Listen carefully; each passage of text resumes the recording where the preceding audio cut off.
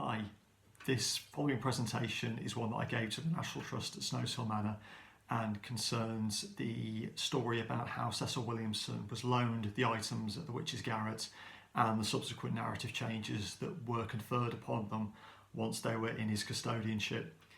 I just wanted to preview this video with a little announcement, and that is that my book, Especially Dangerous, the Snowshill Collection, is due to be published hopefully by the end of this year by Hadean Press. I'm really excited about this. Hadean Press have put out some really amazing work recently by the likes of David Rankine with his huge grimoire encyclopedia, Carl Nordblom, Jake Stratton-Kent, and the amazing work that Brian Johnson did with the Medici collection as well.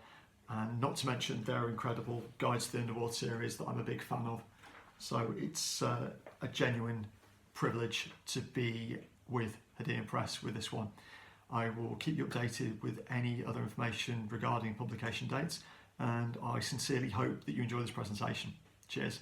So for those of you who, most of you know me, but if you don't know me, I am Jenny. I'm the Collections and House Manager, and I'm absolutely thrilled to bits to welcome back Mark, who is going to do the second of his talks for us. So if you saw Mark's original talk about Especially Dangerous, which will be his new book, very exciting, Mark was talking about the Witch's Garret and the objects in there and the connection to Cecil Williamson and the Witchcraft Museum and Boscastle. And today's focus will be on Cecil Williamson and the Snowshill Collection. So we're absolutely delighted to welcome Mark back, friend to Snowshill, very dear friend to Snowshill. So thank you so much for coming back. I am going to hand over to Mark now, but before I do, just to say we have no fire alarms scheduled. So should the fire alarm go off, we have an exit here, here, here. Just follow somebody out. And I think most of you know where the facilities are. So there's a toilet just round the corner of this building, or there's the visitor toilets, which I believe are open. Once Mark's finished his talk, if you wanted to grab another drink, we will have that ready for you, and there'll be time for questions as well. So anyway, that's enough from me. I'm going to hand over to Mark. Thank you very much. Cheers. Thank you. Good morning, everyone. It's an absolute pleasure to be back. The talk that I did at Snowshill last year was one of the highlights of my year, and it's brilliant to be able to kick off this year with another one, so thank you very much. Huge thank you to Jenny, Nick and Althea for letting me come back and for sorting me out with the technical assistance. So my name is Mark Hewitt. I've been working on a book about the Witch's Garret, about Charles Paget Wade and Cecil Williamson, and about the objects that Williamson was loaned by the National Trust. It's a very long-term loan, as we'll discover. This is due to be published this year on Hadean Books, by Hadean Books rather, and I'm very glad to be getting out on what will be the 60th anniversary of the items being loaned to Boscastle. Just before we kick off, like I did last time, I would like to acknowledge the spirits of the landscape we are within today, and the spirits of Charles Paget Wade and Cecil Williamson, without whom we wouldn't be gathered here together. So Charles Paget Wade, Cecil Williamson, thank you very much. This is actually a modified version of a talk that I gave at the Welsh Conference last year. You'll be very glad to know that I won't be doing this with an incredibly bad hangover like I did at the conference. As a top tip, if you are going to do a presentation, do not run a goth night the night before. Two things do not work very well at all. So, is there anybody here that didn't come to the last presentation? Right, okay. Don't worry, I'm going to do a brief recap of what we talked about last time, and we'll set the scene for what we're going to be talking about today. It follows a very similar structure to the talk I gave last time, so let's have a look at what we'll be covering. Okay, so the talk is called Especially Dangerous, Cecil Williamson and the Snowshill Collection, and we'll see why it's been called that as we go on. So we'll have a brief recap, we'll have a very brief biography of Mr. Williamson, We'll look at the context of Williamson encountering the Snowshill Collection. We'll look at the narrative transformation that he conferred on the Snowshill Collection and the motivations for these changes. And finally, we'll look at the legacy of these changes before concluding. So as you can see, this is a story which is much more about Williamson than it is Wade, but I do have some little nuggets of information that you may not know about Wade today, so hopefully you'll have that to look forward to. Whilst researching this, it was very clear that Williamson is a very different beast to Wade. Wade was fairly easy to research. With Williamson, because of his involvement in magic, his magical practices, and the way his life experience informed some of his magical practices, I've had to adopt certain frameworks in order to fully explain what he's doing, especially in context with the objects that he takes from Snowshill. And to do that, I've adopted a framework called ontological flooding, which is a term that comes from anthropology.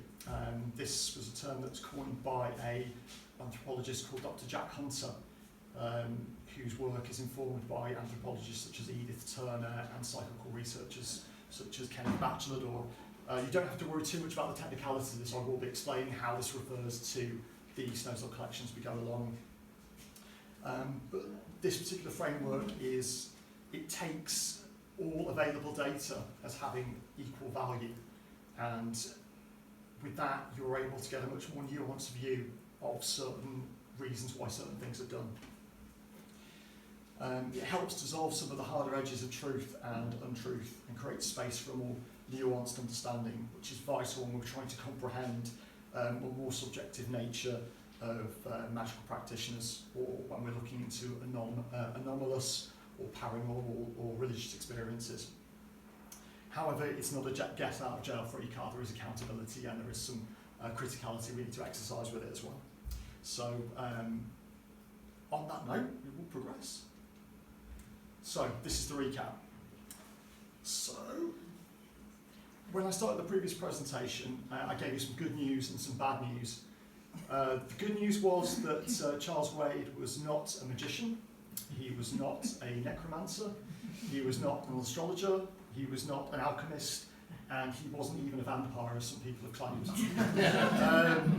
He was, however, very good at handling the visual language of magic and the occult.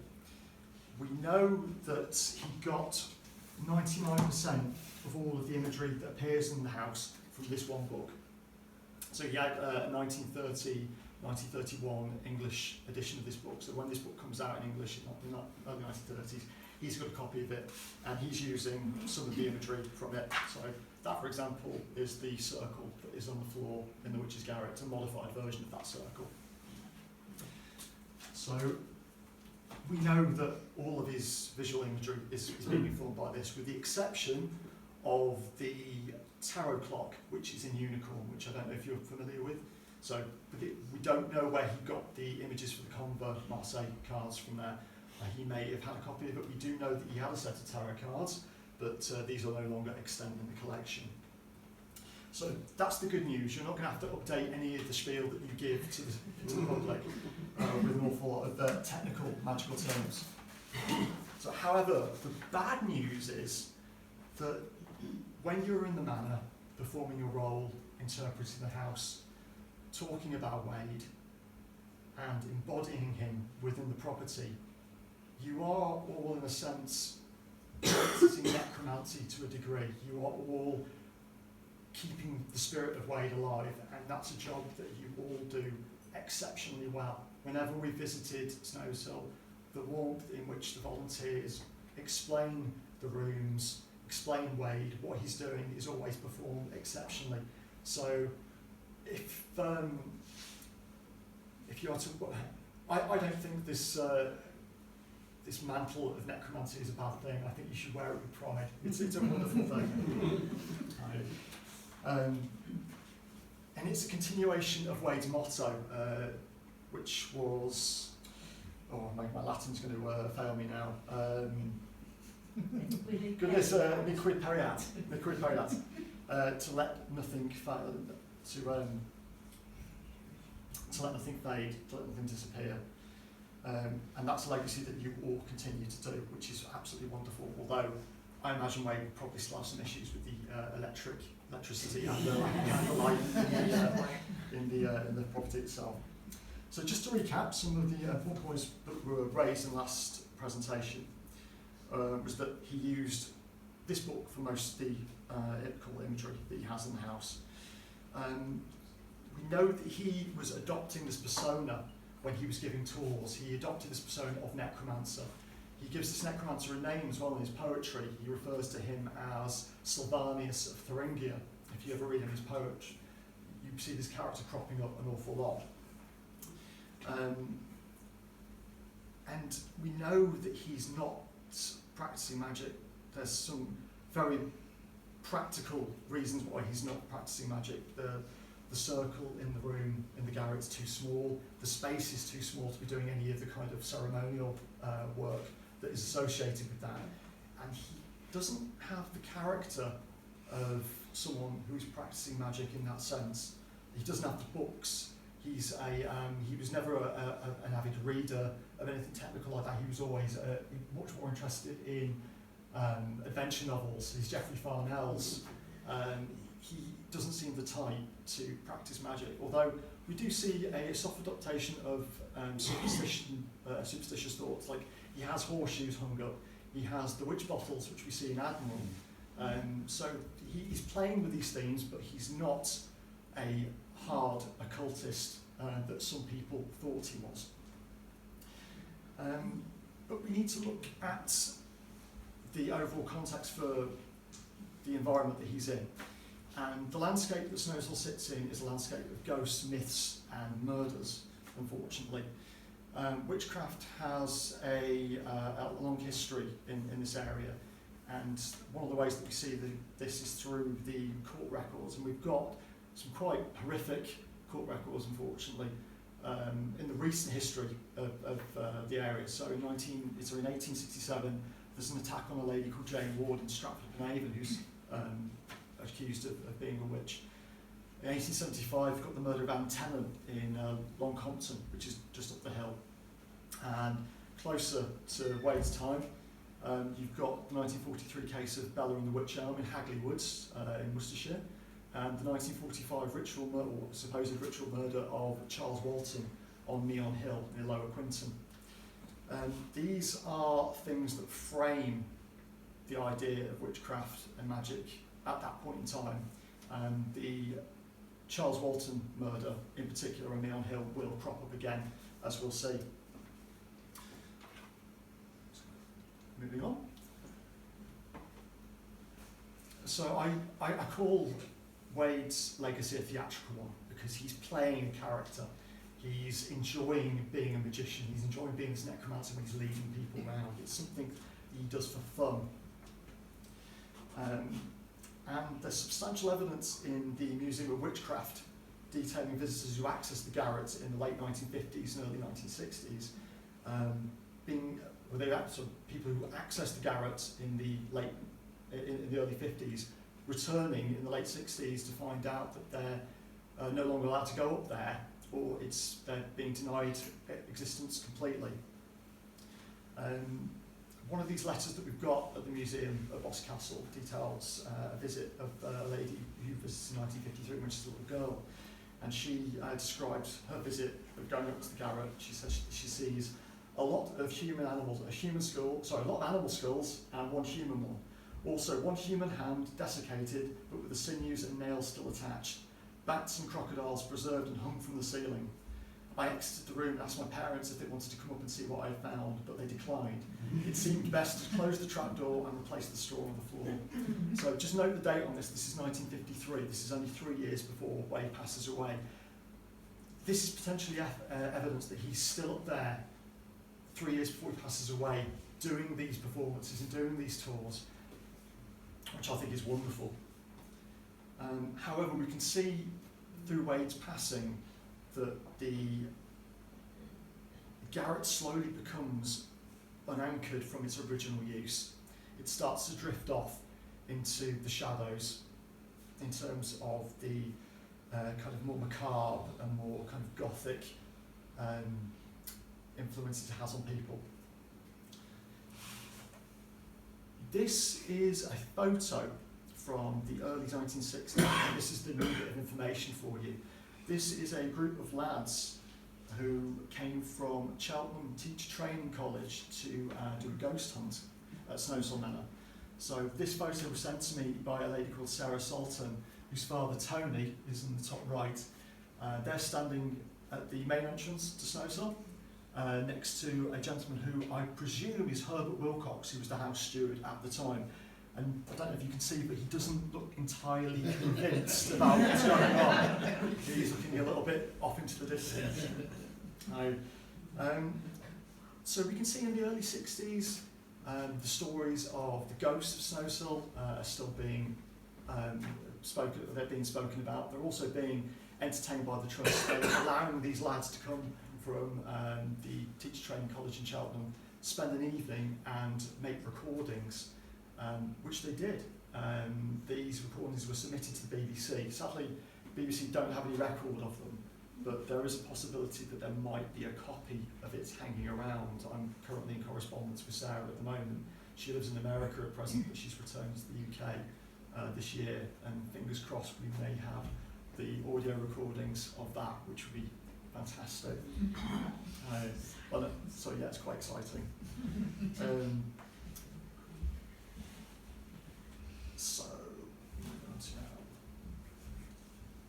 So we previously mentioned why aspects of the content and the theme of the Garret would have caused issues for the National Trust.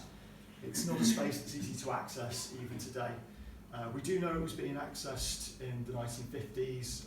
It's actually mentioned in the Coventry Evening Telegraph when they do an article about Snowshill being opened by the Trust. They mentioned that the Garret is available for people to go and have a look at. But as the time from Wade's passing moves further into the past, the difficulty interpreting the subject to an audience who would have had a less nuanced comprehension of magic and the occult starts to become apparent. The 1960s is a point in time where you've got the rise in neo-pagan movements such as Gerald Gardner's Wicca, which is the idea of a continual of an ancient matriarchal nature religion. We'll meet Gerald Gardner a little bit later as the presentation goes on.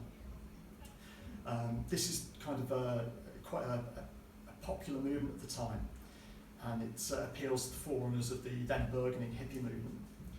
We've also got other things happening in pop culture. We've got the popularity of things like Dennis Wheatley novels. In 1967, you have the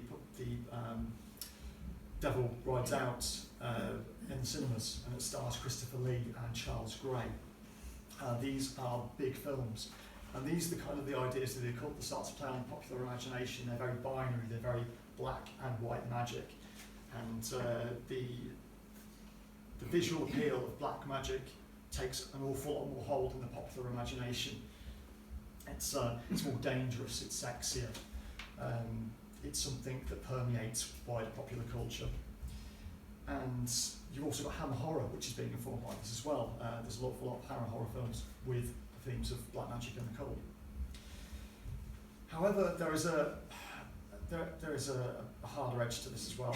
In the 1960s, I think it's 1963, you have the Clop Hill graveyard desecrations.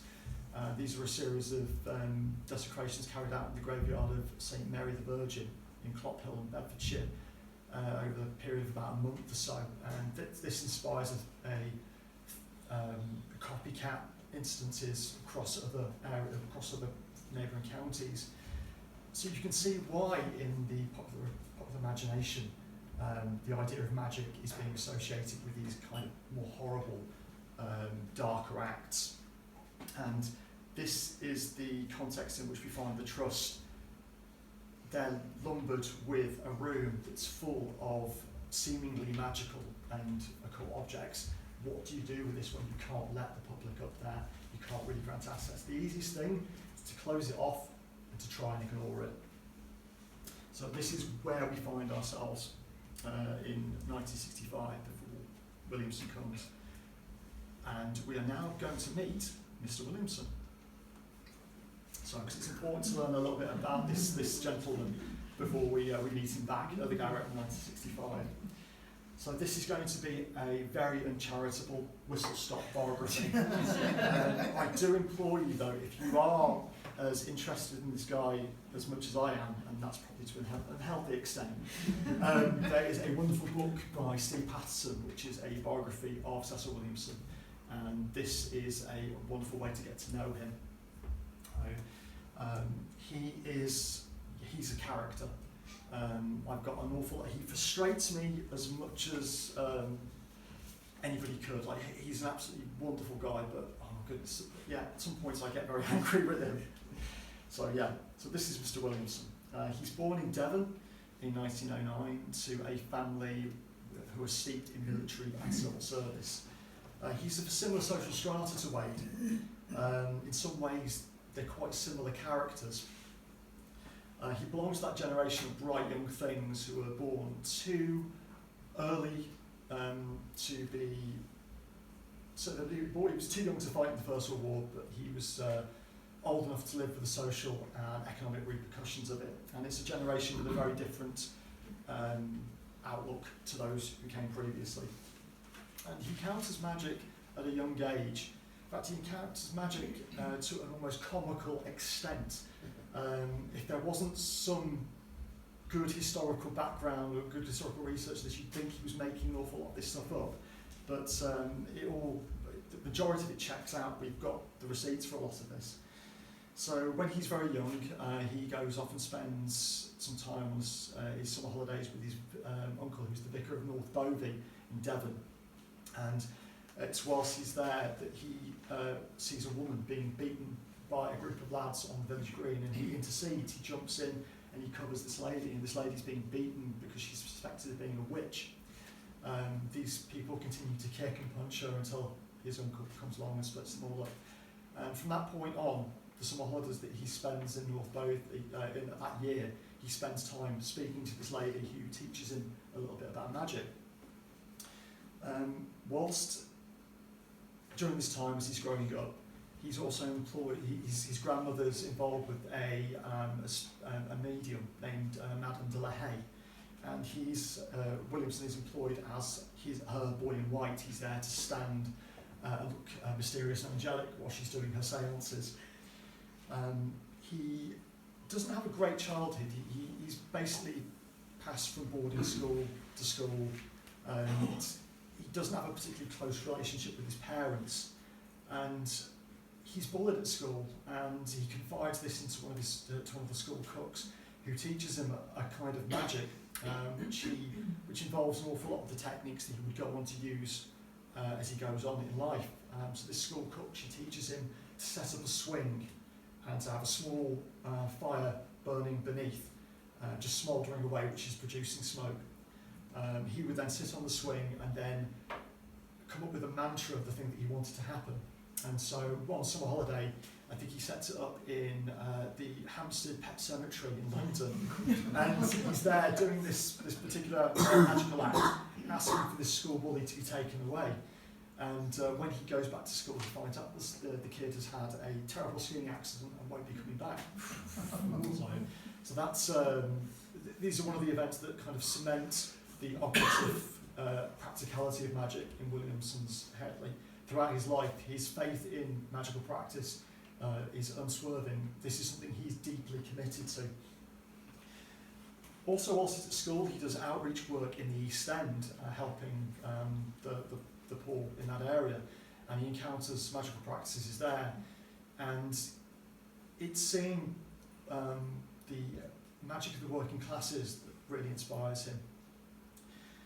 And there might be a reason for this, where he finds this particular type of magic more appealing, because whilst he's on holiday with his grandmother again in France, they go and stay at a place called the Hotel Cristal in Dinard. He's involved in what he calls a pseudo-Gnostic rite, where I think he would have been about 14 or 15 at the time, but he's collecting semen from people who were involved in this particular rite. And I don't know if you ever went on holiday and did anything like that. I certainly didn't. That is going to be enough to kind of convince you that this type of magic may not be for me. These practices may not be for me. I'm going to hang out with the Auntie Mays and the old ladies who have got a bit more time for me. They're going to teach me a lot more. So, as he's growing up, the initial idea is for him to go into the military, following the footsteps of some of his family members, but this doesn't happen because of budget cuts following the First World War. So he doesn't go and become an officer like he was expecting to. He does, however, go out to Rhodesia, which is now modern-day Zimbabwe, and becomes a tobacco farmer for a short period of time. And what would happen, the first thing that happens is that he's introduced to his houseboy, which turns out to be quite an older gentleman, whose name is Zandonda, who turned out to be quite an experienced witch doctor.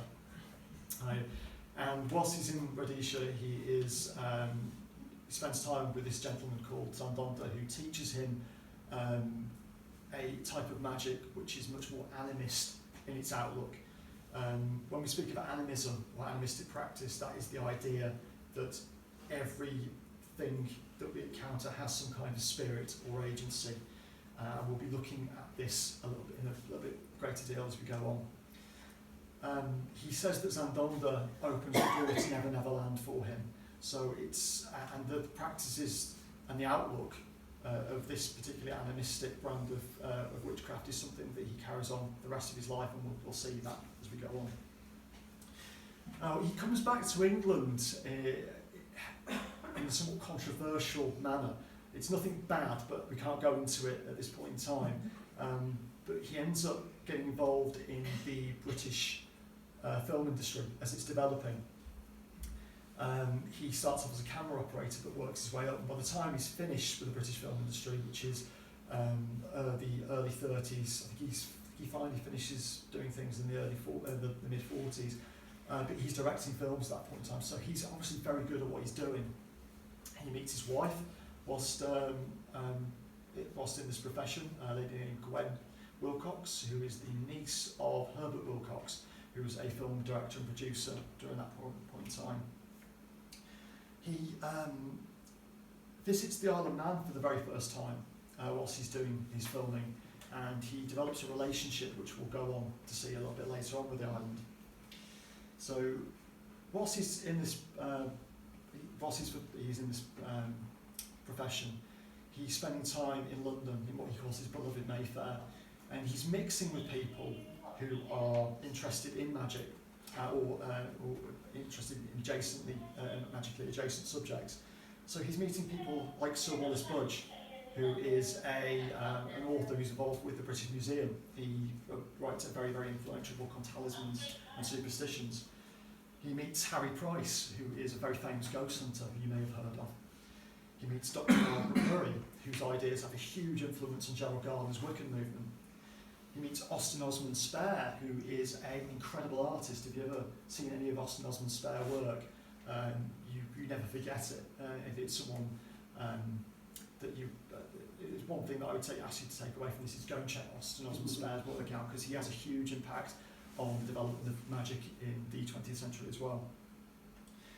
He also meets Alistair Crowley, the so-called wickedest man in the world, who is also a local boy. I don't know if you know, Alistair Crowley was born in Leamington, Warwickshire, so go Warwickshire. So whilst he's doing this, whilst he's filming, he hasn't lost his interest in magic. He creates something called the Witchcraft Research Centre, which is a way for him to kind of correlate and preserve the practices that he's encountering. In this sense, he's following the path of an awful lot of folklorists of the 19th century who were collecting folk tales or folk songs. He's just doing it in regards to magic, and he's doing it in a very idiosyncratic way as well. It's around this time that he is approached by Edward Maltby of the SIS, the Secret Intelligence Service, to go and do some work. And this is his first foot in the door to the world of espionage, in which he's heavily involved in the Second World War.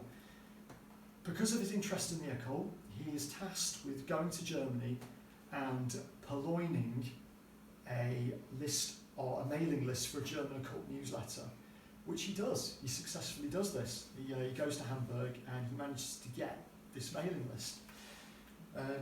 So we know that he's quite a practical and quite an accomplished guy.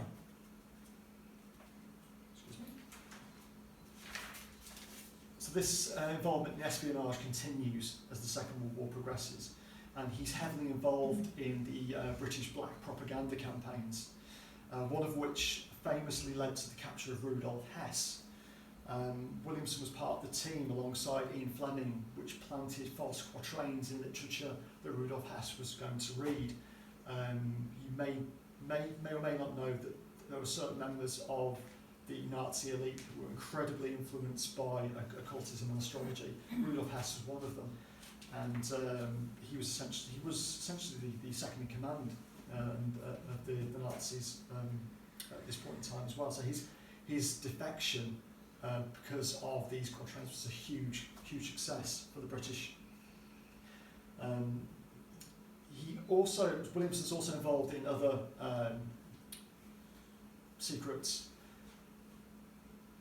operations as well. There's a number which I can't go into now because we haven't really got the time, but a lot of them are covered in the book by Steve Patterson. He's also suspected of operating behind enemy lines as well. There's evidence to suggest that he was going over to France, taking radio equipment to the French resistance. So again, he's not just somebody who's sitting on his arse during the Second War. He's getting involved. He's quite a heroic guy. So after the war, the British film industry is kind of in the doldrums, and he tells us that he wants to set up his own show, which he does. And he takes all the information that he's gained from the Witchcraft Research Centre and he sets up the Museum of Witchcraft, which initially starts off in Stratford-upon-Avon, just up the road.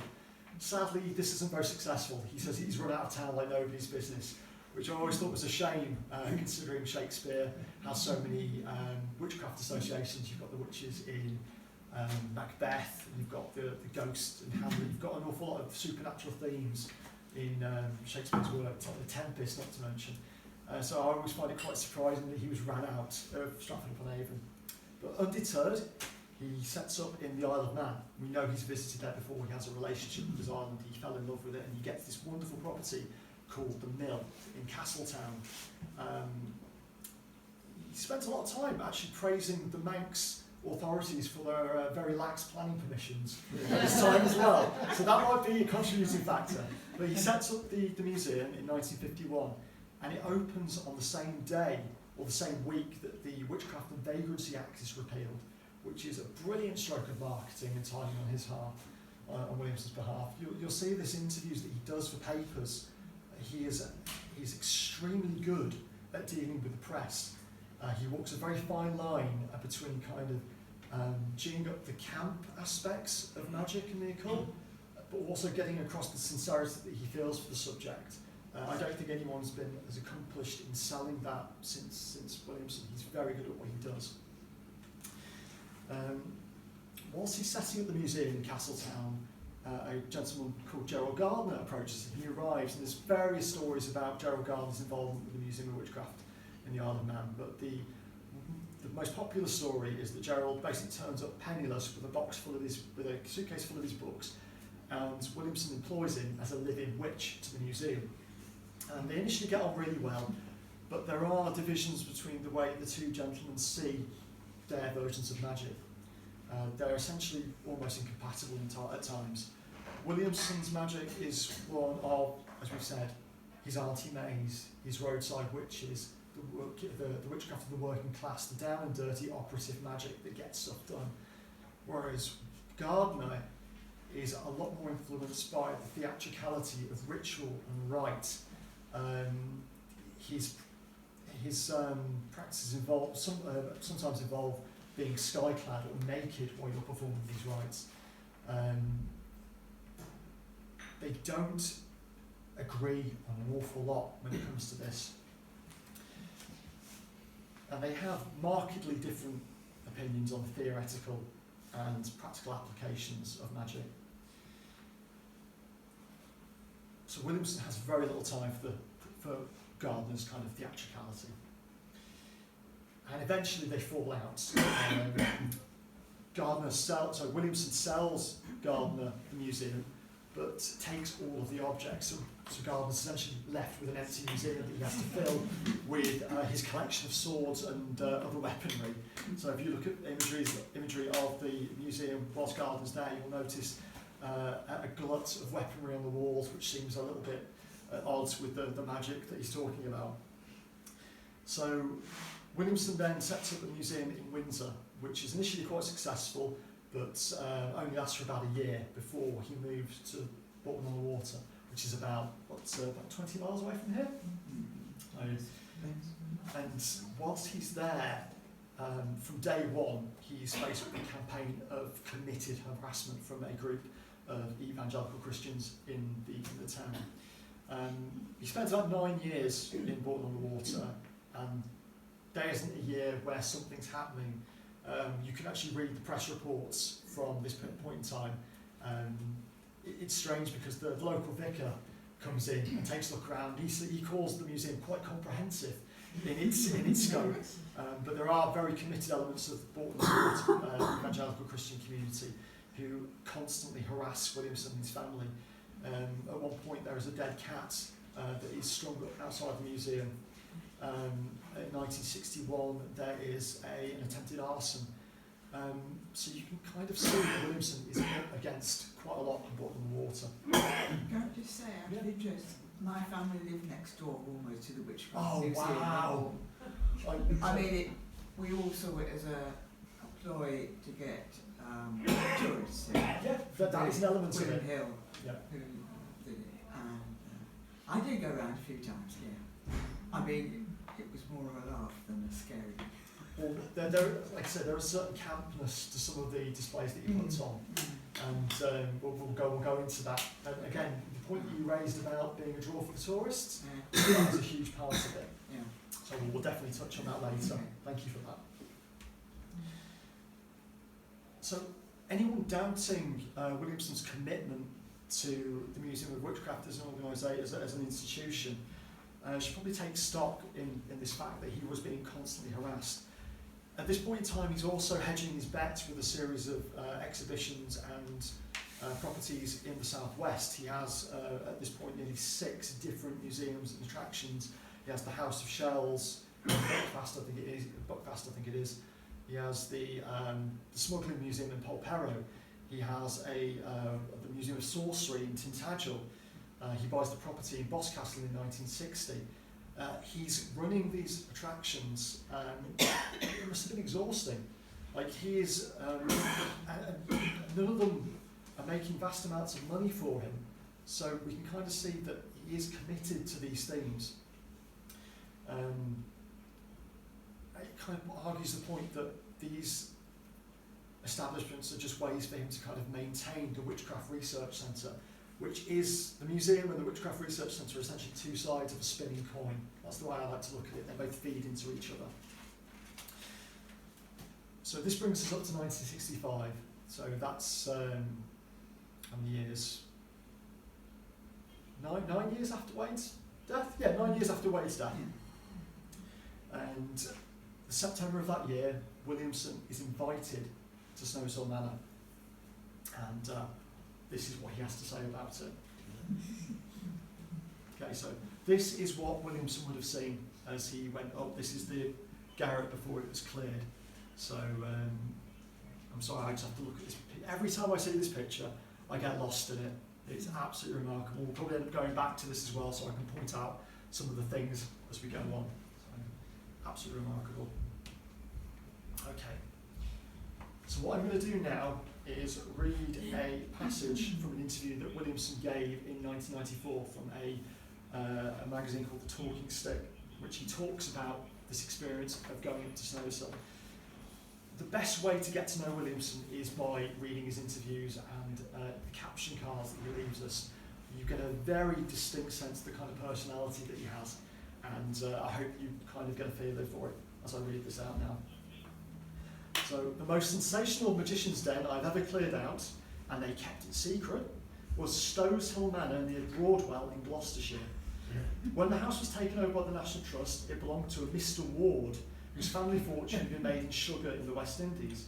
He knew a lot about obeah, which is a West Indian magical practice. The National Trust architect came up with the fact that the outside measurements of the house were different to the inside ones. In other words, there was a secret room and nobody knew where it was. If you go to Snowshill Manor, you will find the top floor, there is a collection of old bicycles in that room. And in that room, up some stairs, there is a musician's gallery. They had a panel which you could release, and there was the secret room. I was at Bourton-on-the-Water at the time, and they rang me up and asked if I could come over and express an opinion. So I went over. There were about 26 people of all kinds gathered downstairs, and we all trooped upstairs, where they had their heads went to where the doorway was open. I asked if anyone had been in, and nobody had. They just poked their heads through the door and saw all of these Key of Solomon drawings on the wall, and there was a nasty smell, and there was one or two skeleton things hanging around, and they thought, not for us. And that was when they had rung me up. Anyway, I popped through into the room and asked if anybody wanted to come in, and nobody did. And inside, it was quite clear that somebody, male or female, had been doing something in there, because there was this very nice chair, I still have it to this day, had been thrown over and smashed on the floor. There were skeletons of 2 rats and lots of herbs which had all rotted. There were 1 or 2 bottles and 2 sets of human liquid in them, and there was a whole lot of other clutter. The floors were beautifully polished and decorated with a circle of Key of Solomon symbols, and there were some on the wall, and over the left side of the wall there were some very definite Caribbean symbols. So I came down and told them it was a magician's den, and that somebody had been up there, been scared, and left in a hurry. They kicked it around and asked, what could I do? I said I would strongly advise them to keep their mouths shut. And they went into a huddle and came back and asked if I was prepared to clear the room. So I thought, goody gumdrops, something for nothing, no questions asked. So I said, yes, I'll be here at 9 AM tomorrow. And by 9 o'clock the next night, the room was completely cleared. Though I never did put any of the stuff on show. So we know from the fact that that is not what happens. The vague narrative structure is there. And we need to remember this is 29 years after the fact as well. He's writing in 1994. So you can be forgiven for forgetting and misremembering. But not all of that can be put down to that. There is a certain pattern to Williamson's additions, subtractions and misdirections here. And we will explore that. So you may have noticed this piece of notepaper here. Now, the passage I just read was 29 years after the fact. That's him recalling his memories. This comes from a document that Williamson made on the day when he visits. This is his notepaper. He's written Wade's Witchcraft at the top. He's done a drawing of the paintings which are on the south wall. He's writing very hurriedly. Williamson's his handwriting isn't the easiest to read at the best of times, and this is particularly difficult, which I think conveys a sense of his excitement and the urgency that he has. He's making drawings.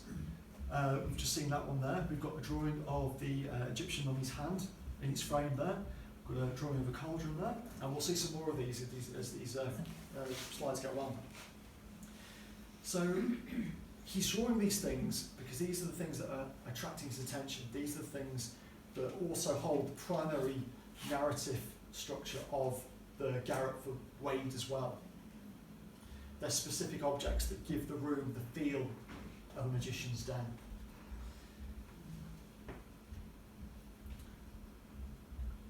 So going back to what Williamson says in this description of his visit, we know that some of these things are incorrect because we have an object caption card from the Museum of Witchcraft that dates back to when it was in Bourton-on-the-Water.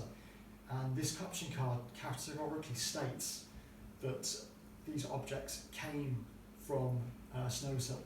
In fact, what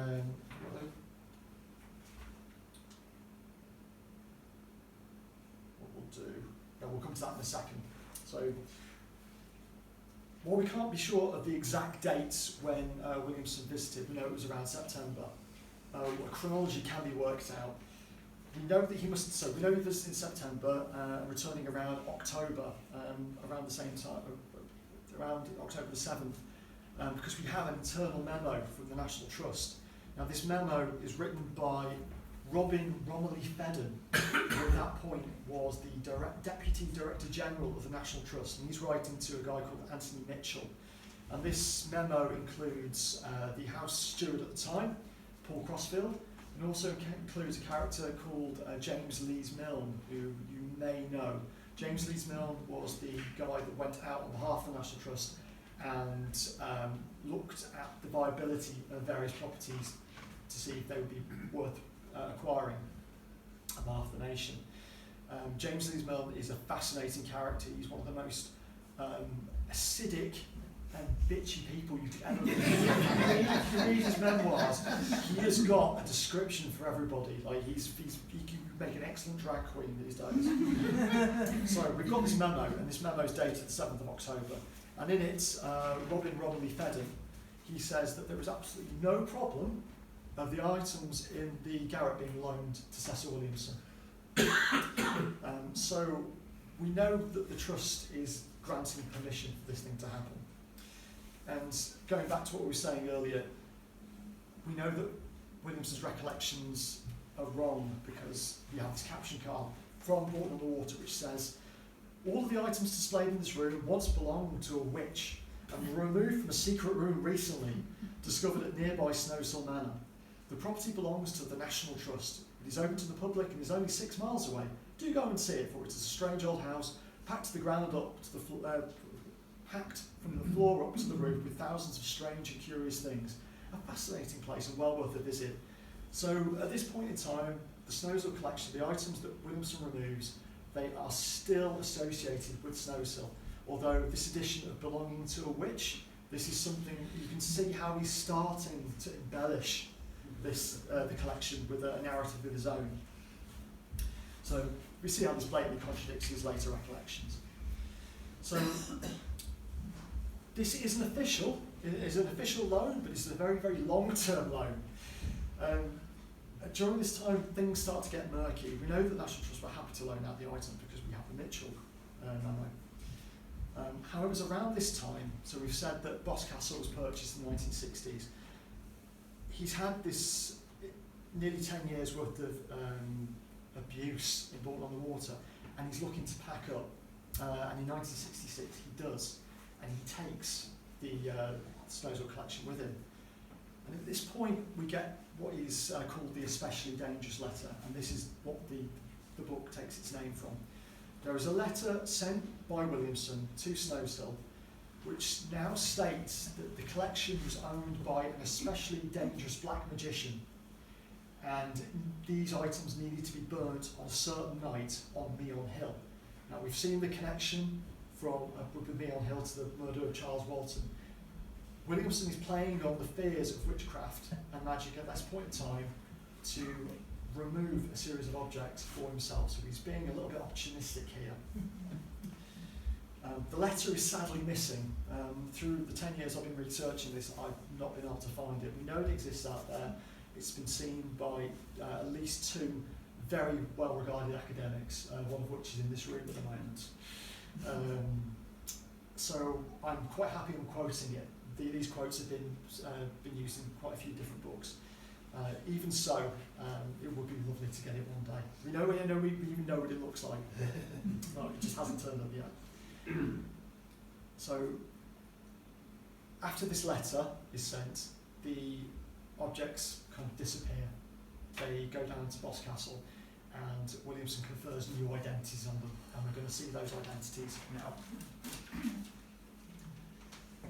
So when Williamson says he cleared the room, he didn't. He only took about 20 items, and these were the items that he was really interested in. We're going to be looking at 5 of them today. The Wondrous Candle, the mummified left hand of an Egyptian, a print of Mother Shipton, a Danglejack, and a lead tobacco box. The Danglejack's a kind of 19th century or 18th to 19th century cooking implement. It's used to smoke meat from in a fireplace. I've got another one of Williamson's wonderful illustrations here. This is of the Wondrous Candle, or the back of the Wondrous Candle, and this is one of the best objects to kind of explore. Right, let's So this will give so these objects give a bit of a flavour of the transformation that was incurred on them. So let's meet them.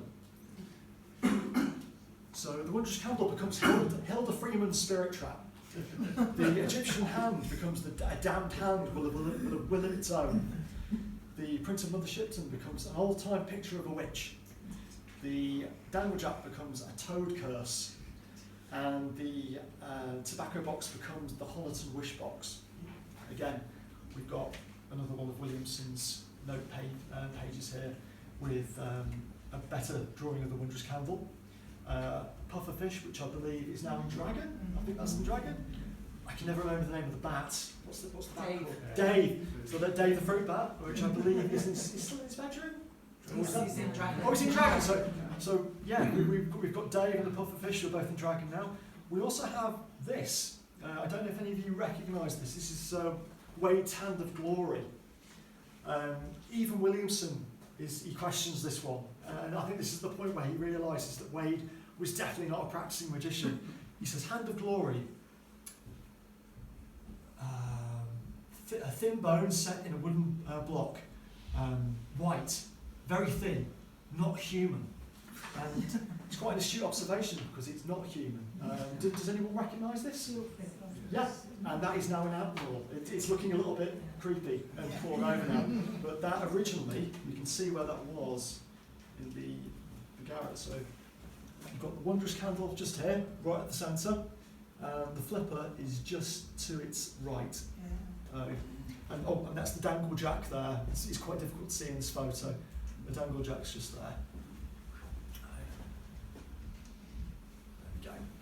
So let's have a look at the Hilda Freeman spirit trap. This is such an iconic image. So I genuinely cannot get enough of this thing. So Williamson describes it as a cobweb-like structure, and it was made by a witch living in Oakhampton, who, like the biblical witch of Endor, made a big thing of calling up spirits of the dead and conversing with them.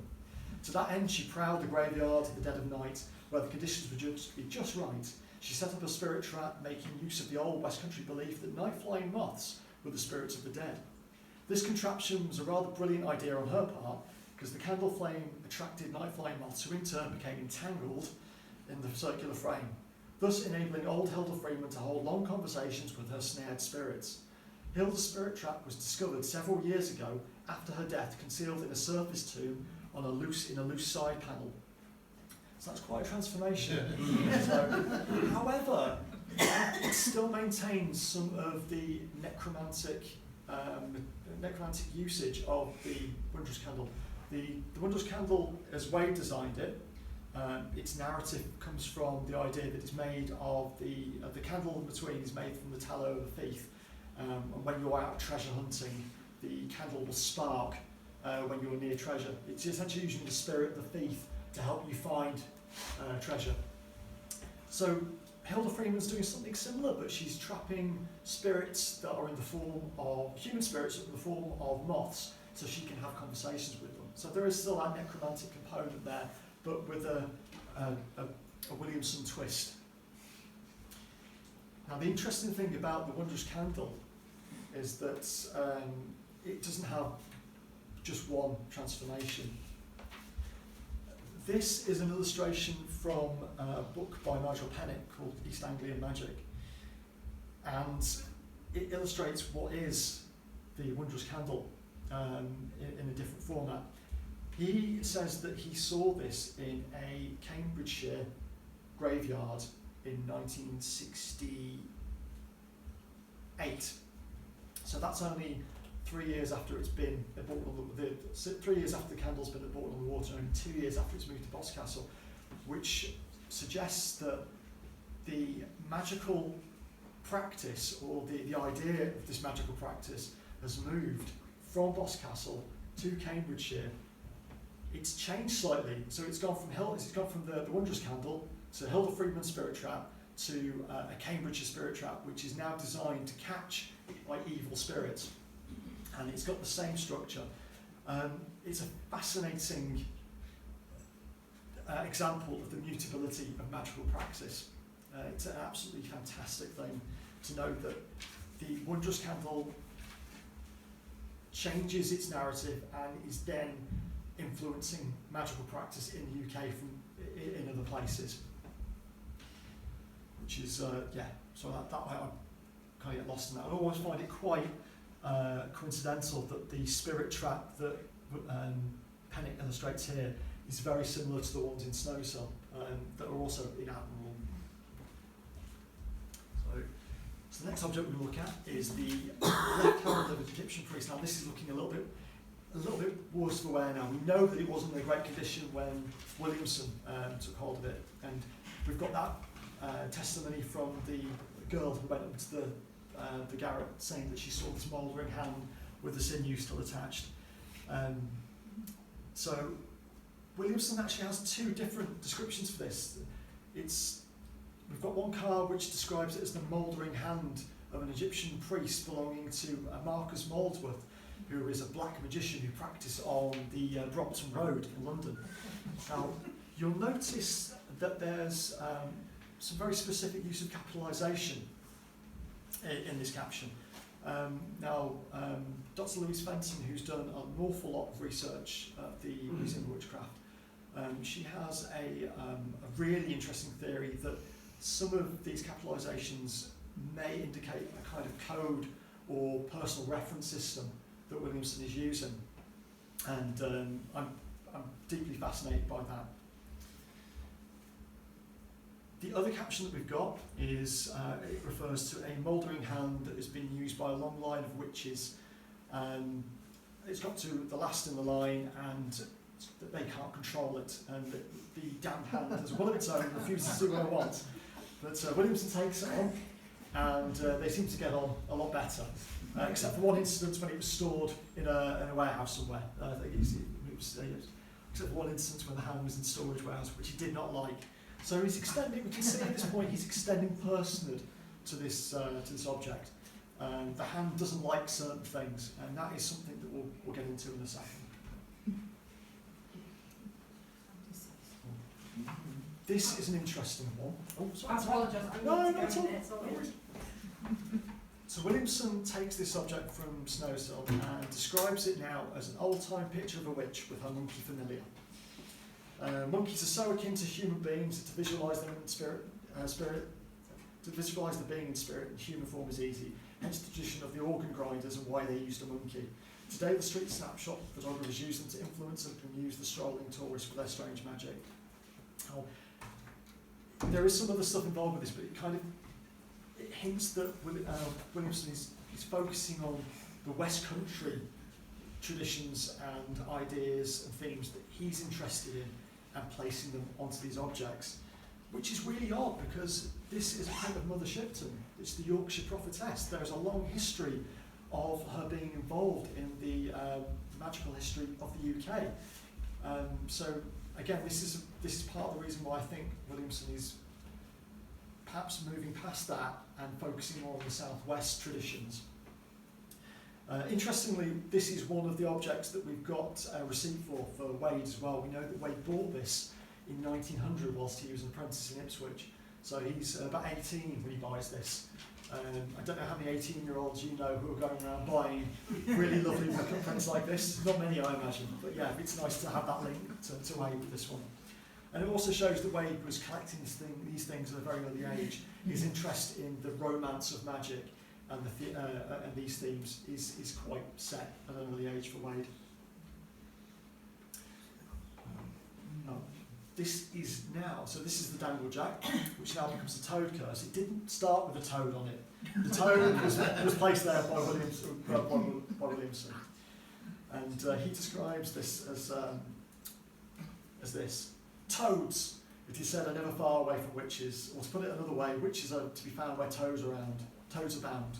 While some nasty witch did this toad no good whatsoever, this interesting and unique contraption was discovered many years ago during house alterations, suspended high up in an old chimney stack about 19 feet above the hearth level and some feet down from the top of the stack.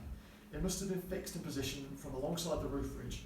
One can only accept this was a clear-cut curse of good and West Country ill magic. The circular wiring with its many brass faces seems to have been specifically made, and it's quite a mystery in itself. This item of neighbourly dislike was found in the Axminster area, 1936. And this one I find quite funny because Williamson actually places this object in a much more magically relevant place than Wade does. He places this in a chimney, where Wade has it hanging from the eaves. And I personally think that there's a good case to say that this is a stand-in object for a practice that Williamson had heard of, but he hadn't actually seen the physical evidence for. Either way, it's a very gruesome bit of kit. It's not particularly pleasant, that one. And the final object we'll look at is the Honiton Wish Box. So this is a lead tobacco box from the Garret. Williamson says that it's now, he says, wish boxes come in all shapes and sizes and materials, and this small round container made of very hard blackwood, and this painted square head casket with lid. Both these examples came from the Honiton area, so this was displayed with another similar size object. This also may have been a stand-in for a practice that Williamson was aware of, but he hadn't any physical evidence for. And I've selected this object because it's a really good example of how difficult it is to track the original source for a lot of the items at Boscastle as belonging to Snowshill. The only way that I found this was going through Wade's own inventory of the Garret. Like the mummified hand, it isn't actually on display with the rest of the Snowshill collection at present, although I'm hoping that it will be consolidated together so they can all hang out together at Boscastle one day soon. So yeah. So now we're going to start to look at some of the reasons why Williamson did this. So, and these reasons need framing by wider context of what Williamson was up to. Firstly, by Williamson as a showman and the Witchcraft Research Centre. So, Williamson never referred to himself as belonging to any kind of single profession or indeed tradition of witchcraft. He most often described himself as a showman, which I think you'll agree is an extremely elastic term and allows him to get away with quite a lot. This moniker was adapted out of a sense of practicality. Williamson as showman explained a great deal of the more lurid and controversial displays that were on show at the museum at both Bourton-on-the-Water and Boscastle later on during his tenure. He was aware that the public wanted to perceive and look at a certain kind of magic. He had tried to put on more specific and accurate magical displays of contemporary magical practices whilst he was on the Isle of Man. In fact, he got a couple called Steffi and Kenneth Grant, who were very influential in 20th century occultism, to basically create a space for him to depict a modern day temple. But this didn't go down well with the general public. The punters weren't interested because they wanted to see the black magic, the Dennis Wheatley. He has I think it's whilst he's in Bourton-on-the-Water, he has a display about the Mau Mau as well, which was a contemporary in the news at the time. He knew that the general person on the street didn't necessarily have time for the material of what he called the high-grade adepts, hence why he created these more kind of Dennis Wheatley provocative dioramas. And these dioramas were in situ right up until he passed the museum on to Graham King in 1996. So we're going to look at some of the changes for the reasons and narrative now. We must understand that all of Williamson's information gathering revolved around and was framed by the Witchcraft Research Centre and his background in espionage, his background in the Special Information Service and what was to become MI6 is pivotal when we're looking at Williamson. It was an important part of Williamson's mission and can be argued as driving some of his more questionable behaviours. This is also what is characterised as what he called the Walsingham principle.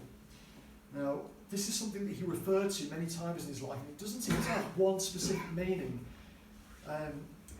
On the surface, it refers to the historical network of spies set up by Sir Francis Walsingham, who was Elizabeth I's spy master general. But that is kind of ironic because Sir Francis Walsingham, go back a little bit, Williamson implies that Francis Walsingham employed witches as spies, which seems a little bit ironic considering Francis Walsingham was a tenacious, it was an incredible fanatical Protestant and didn't have much to do with witches. He had a couple of instances, I think he was cursed while he was in Scotland at one point. So it doesn't match with Walsingham's tendencies.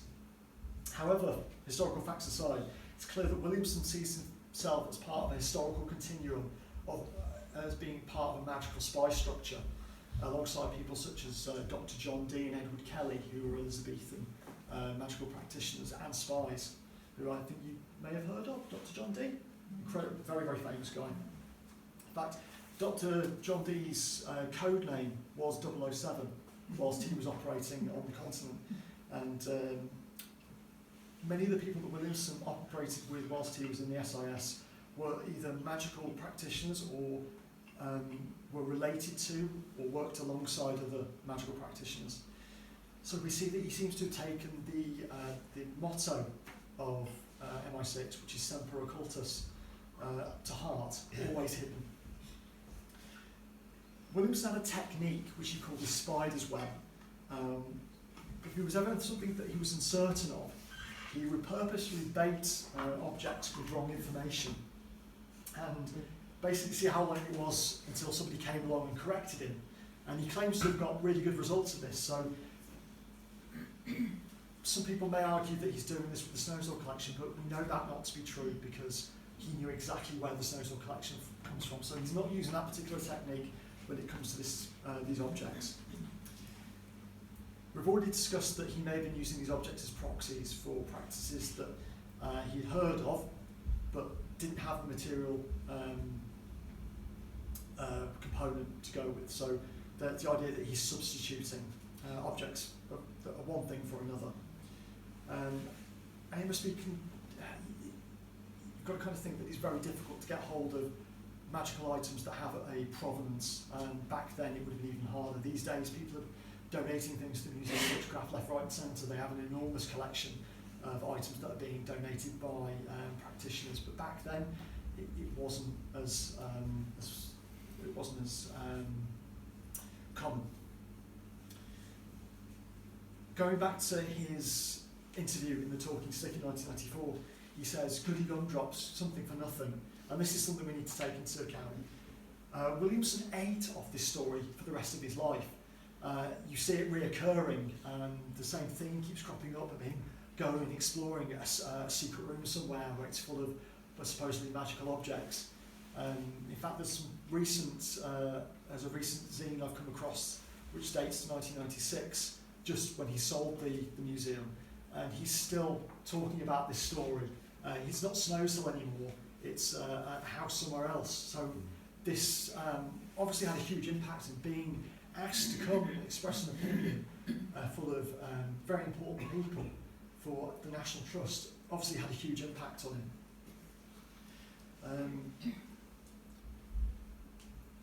Also, he was getting free stuff out of it. Like, it was loaned, but he essentially managed to get some extremely interesting articles out of it. This goes some way into explaining why he sent the especially dangerous letter. He got away with it until 1984. In 1984, the National Trust sends him a letter saying, "Oh, do you have any of this stuff still?" He doesn't respond to it. It's still in the archives of the Museum of Witchcraft. And it wasn't until the early 90s that one of the house stewards visits the Museum of Witchcraft and starts recognising these objects. And that's when Professor Ronald Hutton has this conversation with the steward. I can't remember the name of the steward now. I think it might have been Stephen. It'll come to me. Sorry, it was the guy who was around in the early 90s. Yes. But that's Stephen where Bennett. Stephen Bennett. Stephen Bennett. That's when they have this conversation, and that's when Ronald Hutton goes down and sees these objects and becomes involved with the story as well. However, not to do too much of a disservice to Williamson, we kind of need to look at some of the other reasons that he's doing these things as well, which are linked to his magical practice.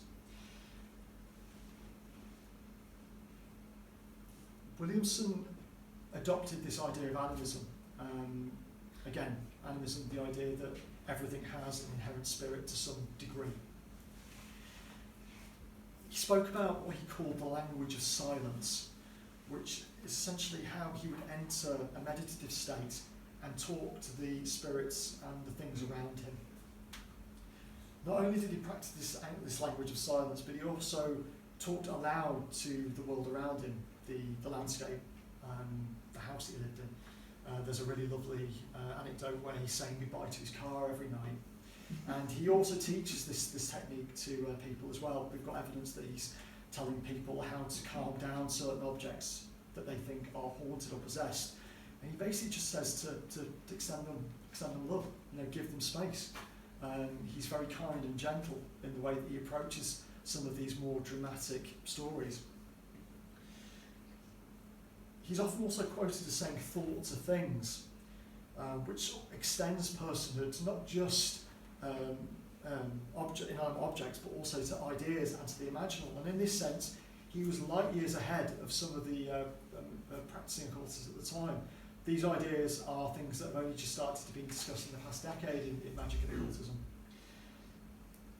So I personally believe that the most likely answer to why Williamson did these things, conferred these new identities on the Snowshill Collection, is that he was in conversation with these objects. He was in conversation with the Snowshill Collection and came to an agreement of sorts with them. That they would continue to be props, as they started off at with Wade, but they would play various roles that Williamson wanted them to fill the gaps in his collection. You have to remember that these objects started as theatrical objects, and they arguably remain that to this day. Yet even as props, they continue to act as agitators to the collection at Boscastle, and have great agency in their ongoing becoming narratives. So move on. We're almost at the end. This is a wonderful photo of the Snowshill Collection, as you will see it if you visit the Museum of Witchcraft at Boscastle today. So you've got the Wondrous Candle, the Danglejack, the Toad Curse. There's another couple of items as well that I've not mentioned. Interestingly, the trunk at the back, which is called the Snowshill Cabinet, the Snowshill Chest, doesn't actually come from Snowshill. It's a really strange marriage piece. It's a composite of many other bits of furniture, but it's been associated with the rest of the collection for so long that it is now lumped with it. But I think it provides a lovely framework. I think Wade might have liked it as well. So I describe the Snowshill Collection as quasi-magical objects because they are not magical objects in the hard-boiled sense. They have not gone through the typical traditional processes of becoming inspirited in that sense. They are informal or quasi-magical, and they were not created specifically for magical acts, but through their interactions with Wade and Williamson, they've certainly become more than just props. They have more agency than that. We also need to consider the context of them being in the Museum of Magic, full of magical objects for nearly 60 years. So there's this idea of contagion. They are in close proximity to other magical objects, thus imbuing them with an esoteric weight that they would not have necessarily started out with. And they undoubtedly sit quite comfortably in this quasi-magical space, on this threshold of such a category. And we see that they have evidently inspired magical practices throughout the UK. Now, some people might be a little bit cynical when we start talking about animism and the idea that things have spirits or things have agency. And it's easy to dismiss the idea.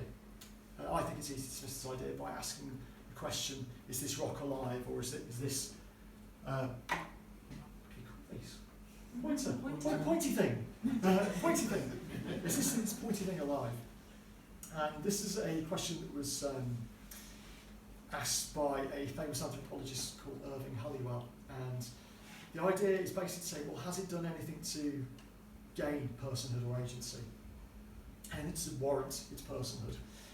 And Irving Halliwell explains an interaction he has with a Native American Ojibwa tribesman. He says, since stones are all grammatically animate, I once asked an old man, are all the stones here we see alive? The old man reflected long and hard and then replied, "No, but some are." So not all stones, or not all pointed things, may be alive enough to have agency yet, but something arguably like the stone of scone is. Now, you might be familiar with the stone of scone. This is the ceremonial rock that gets brought out every time we crown a monarch. You can't do that without the stone of scone. That has to happen. That's been doing that job since 1296.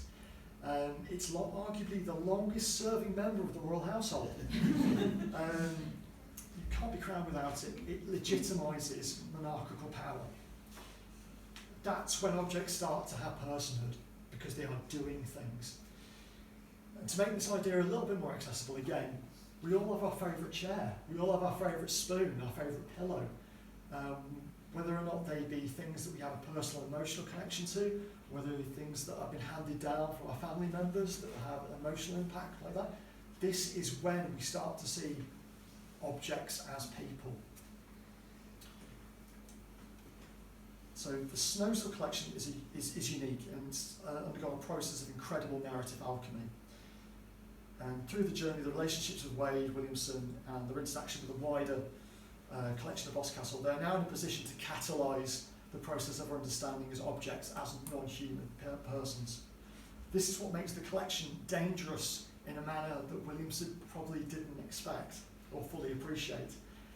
The Snowshill Collection is an invitation to a radically different way of thought.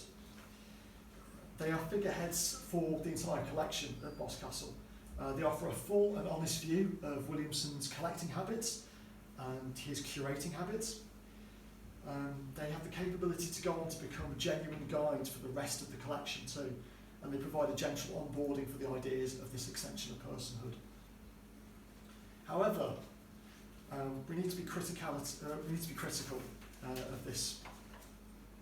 Obviously, we must exercise as much criticality over these relationships as we would anything else. How we approach objects like this in the future is very much a new field, although the first signs of this changing relationship with objects is likely seen in museological quarters first.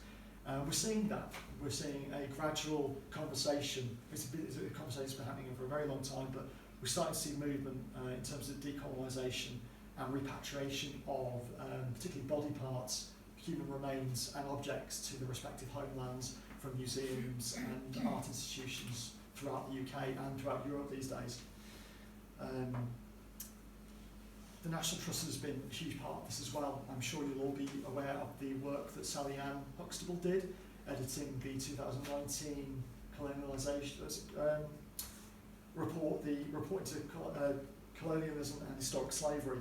And this has already had a huge impact on the way the National Trust presents certain aspects of the collections and properties, and the way that the general public is starting to perceive certain aspects of these collections in respect to slavery and such. And I think that's an absolutely fantastic thing. There is no such thing as too much context or too much history, and I think the Trust will do very well out of being ahead of the curve in this respect. Right. So to conclude, I don't know if you've ever visited the Museum of Boscastle, but that is what you'll see if you visit. So some may be very quick to judge Williamson's actions as those of a fraud, but like many magical practitioners, past and present, the capacity to elaborate, to mythologise and to exercise an elasticity of truth is a feature, not a bug. The Clinica, just to give an example of this, this dance between mythological truth and or poetic truth is something we see an awful lot in magical practice. It is, I would argue, the engine of some of the workings that go on. And this is explained by a psychical researcher called Kenneth Batchelor, who was doing scientific experiments in the 1970s on psychokinetic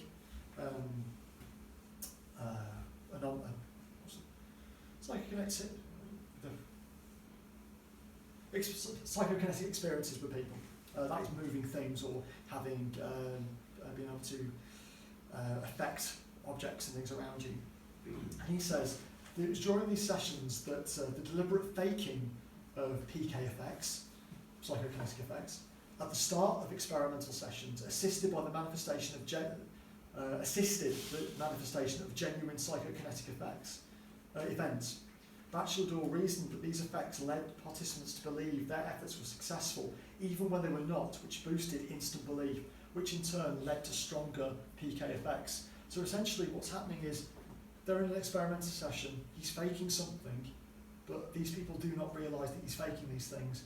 Then genuine things start to happen faster and more concentrated ways. So there is a mechanism happening in this with this process. You also see this happening in shamanism as well. The use of sleight of hand is incorporated into genuine magical practice. It's kind of an open secret. Everyone knows it's happening, but it's facilitating genuine real-world effects. So there's a relationality between these two things. It creates a genuine operative magical feedback loop, if you like.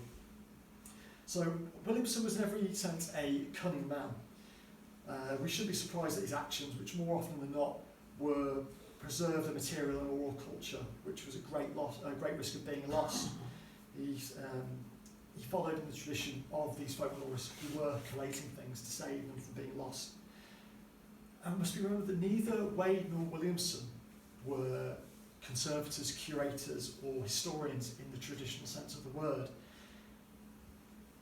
Neither the museum at Boscastle or Snowshill are what we would call museums in the academic sense. They fall outside those categories. But etymologically, they fall perfectly into what the word museum means, which translates in Greek to seat of the muses. And in both senses, Snowshill and the Museum of Witchcraft continue to inspire by the bucket load to this day. And I think this is what we should remember most of all, is that Wade and Williamson share this similar ability to continue to inspire to this day. And on that note, I would like to say, so here's to Charles Paget Wade, Cecil Williamson, Snowshill Collection, and the Museum of Witchcraft and Magic at Boscastle. Thank you so much for being so kind and listening. And if you've got any questions, thank you very much.